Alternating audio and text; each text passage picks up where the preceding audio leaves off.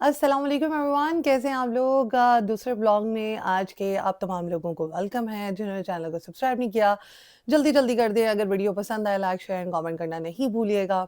Thumbnail आपने देख लिया है, थंबनेल के हवाले से बात होगी, कोई इधर उधर की बात नहीं होगी। ठीक है जी। तो आपने ये देखा कि ईमान ने सोशल मीडिया पे दिखाया कि पोस्टपार्टम डिप्रेशन क्या होता है। उसमें वो उस डिप्रेशन में से गुजर रही है और उसके बाल जो हैं वो उतरना शुरू हो गए हैं और वो स्टेटस पे ये तमाम चीज़ें लगा रही है। ईमान साहिबा को मैं ये कहना चाहूँगी, ये जो पोस्टपार्टम डिप्रेशन होता है, खाली आपको नहीं हुआ, बहुत सारी और भी जो फीमेल्स हैं जिन्होंने बेबी डिलीवर किया है, उन तमाम लोगों को होता है, हमें भी हुआ, ठीक है। और हमारा अभी तक 3 सालों से पोस्टपार्टम डिप्रेशन ही चल रहा है क्योंकि हमारे बाल अभी तक स्टेबल नहीं हुए हैं, ठीक है। अभी भी हम हाथ लगाएँगे ना तो हमारा पोस्टपार्टम डिप्रेशन जो है वो साफ ज़ाहिर होगा।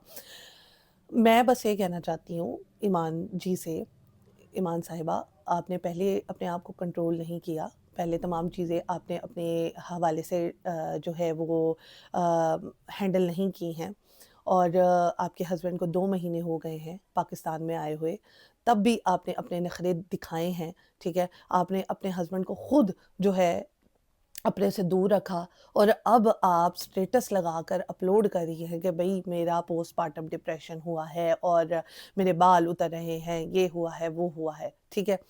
तो आप जिस फैमिली को इमोशनल करना चाह रही हैं, वो फैमिली इमोशनल होने वालों में से नहीं है। ये बात तो आप लिख लें। क्योंकि एक ऐसी फैमिली जो कि इतने धक्का-पील खाकर, इतनी गुर्बत देखकर, लोगों की बातें सुनकर, इतनी मेहनत कर कर जो सामने आई हो ना, खड़ी हुई हो, उसको फिर किसी से कोई डर नहीं लगता, किसी का उसको कोई खौफ नहीं होता। दूसरा ये है कि वो फिर डट कर हर मुसीबत का सामना करते हैं।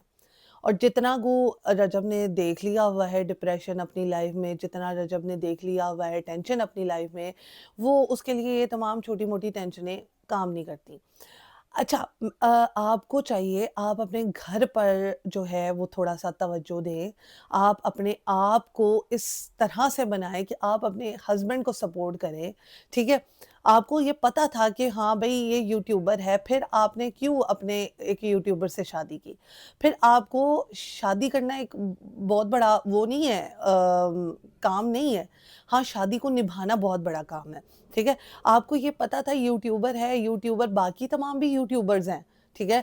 वो अब जैसे डकी है, डकी गालियाँ देता था, सब कुछ करता था लेकिन उसकी बेगम ने उसका साथ दिया, ठीक है?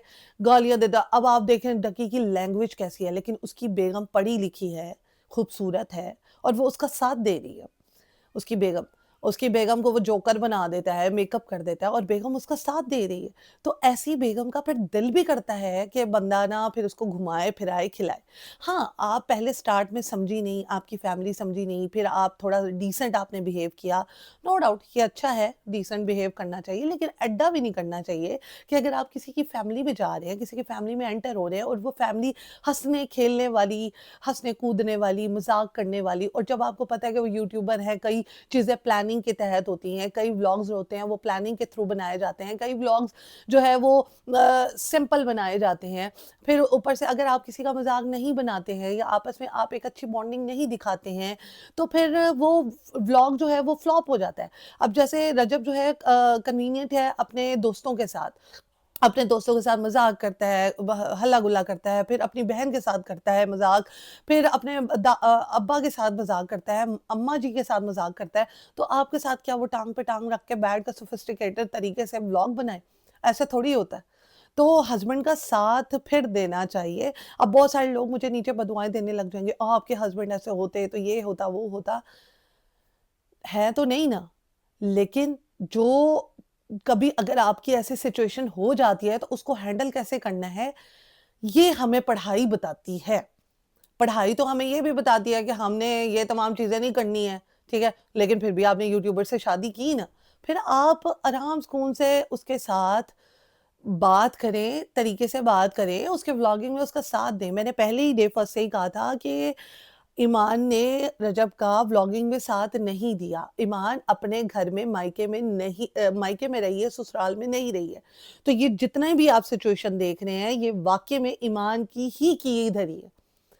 اگر ایمان نے اپنے خاوند کو اپنے ساتھ بلاگنگ کی عادت ڈالی ہوتی، اگر ایمان نے اپنے خاوند کو جو ہے ہر ٹائم پہ اس کا ساتھ دیا ہوتا، تو پھر بات کچھ اور ہوتی. بات یہ ہوتی کہ رجب کا ایمان کے بغیر دل ہی نہ لگتا. بات یہ ہوتی کہ رجب جو ہے ایمان کے ساتھ ساتھ ہی رہتا.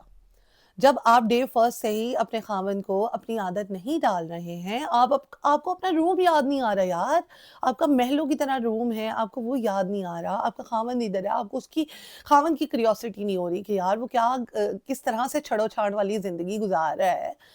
اب آپ یہاں پہ کہیں گے کہ میں رجب کو کچھ نہیں کہہ رہی، میں نے رجب کو بہت کچھ کہہ دیا ہوا ہے، بہت بڑی بڑی بات کر دی ہوئی ہے. لیکن جہاں پر بیوی کی غلطی ہے وہاں پہ بیوی کی غلطی ہے. بیوی جب اپنی عادت نہیں ڈال رہی ہے اور اسٹیٹس پہ اسٹیٹس ایموشنل بلیک میل کرنے کے لیے لگا رہی ہے، تو وہ فیملی ایموشنل بلیک میل نہیں ہونے والی. اس فیملی کو گھنٹہ فرق نہیں پڑتا کہ بھئی کسی کے بال اتر ہیں یا کسی کوئی گنجا ہو رہا ہے یا کسی کا چہرہ خراب ہے، اس کو گھنٹہ فرق نہیں پڑتا، کیونکہ وہ بہت ہیوی قسم کی سچویشن سے ڈیل کرتے آئے ہیں. تو یہاں پر صرف ماں جی کو سمجھنے کی ضرورت نہیں ہے، یہاں پر غزل کو سمجھنے کی ضرورت نہیں ہے، یہاں پر ایمان کو سمجھنے کی ضرورت ہے جو اس فیملی میں انٹر ہو رہے. اچھا یہاں پہ ایک اور میں بات بتا دوں کہ غزل نے ایز اے براڈ مائنڈڈ ہو کر، ٹھیک ہے، اپنی فیملی کے ساتھ کس طرح سے ایڈجسٹ کر رہی ہے، بڑی اسمارٹلی اور بڑے پیار سے ہر ایک کو پیار کر کے، اپنی جو دیورانی ہے اس کے ساتھ محبت سے، پھر اپنی ساس کے ساتھ، پھر اپنے خاوند کے ساتھ. میں کہتی ہوں سلیوٹ ہے اس عورت کو کہ کس طرح سے اسمارٹلی، مینٹلی، فزیکلی اپنی ہر چیز دے کر. ہر چیز میں یہ نہیں ہوتا کہ آپ پیسہ ہی دیں، ہر چیز میں یہ ہوتا ہے کہ آپ ان کو اپریشیٹ بھی کریں. اب کون بہو ہے جو اتنی امیر ہونے کے بعد اپنے سسرال میں جا کر ہلا گلا کرے؟ تو یہ ہوتی ہے اصلی بہو غزل، جو اپنے گھر میں گھل مل گئی ہے، اپنے دیور کے ساتھ جو ہے وہ مذاق کر رہی ہے، دیورانی کے ساتھ مذاق کر رہی ہے، پھر وہاں پر جو ہے ہلا گلا کر رہی ہے، اپنی ساس کے ساتھ مذاق کر رہی ہے. پھر ساس کا بھی دل کرتا ہے اس کے بچے کو سنبھالنے کا. جب یہاں پر آپ بچے سے اپنا حق ہی چھین رہے ہیں، اس کا حق ہی چھنوا رہے ہیں، تو پھر فائدہ. تو یہاں پر غزل کو میں کہتی ہوں سلیوٹ ہے، وہ جس طرح سے اپنے سسرال کو لے کر چل رہی ہے، اپنی فیملی کو لے کر چل رہی ہے. میرا اس کے حوالے سے پوائنٹ آف ویو بہت خراب تھے، بہت زیادہ خراب تھے، لیکن اب سمجھ آ رہی ہے اس فیملی کی کہ یار نہیں، یہ فیملی دیکھیں، اگر بھائی ہے، بھائی نے کچھ غلط کام کیا تو اس کا ساتھ کون دے گا؟ اس کا ساتھ اس کی ماں اور بہنیں دیں گی، اگر بیوی اچھی ہے تو بیوی بھی دے گی، ٹھیک ہے. کیا اگر وہ اس کا ساتھ نہ دیتے تو وہ خودکشی کر لیتا، وہ اپنے آپ کو جو ہے آئسولیٹ کر دیتا، وہ کیا کرتا؟ تو جہاں پر بہنیں بھائی کا ہی ساتھ دیتی ہیں، پھر بعد میں جو ماں باپ ہیں وہ بھی اپنے بیٹے کا ہی ساتھ دیں گے. تو یہاں پر بیوی کو چاہیے تھوڑا سا اپنا آپ کو سمجھائے کہ یہ سٹیٹس لگانے سے کچھ نہیں ہوتا. یہ ہر ایک نے بچہ پیدا کیا، ہر کوئی اس جو ہے سچویشن کو کنٹرول میں رکھ کے بیٹھا ہوا ہے، ہر کوئی اس سچویشن سے گزر ہے.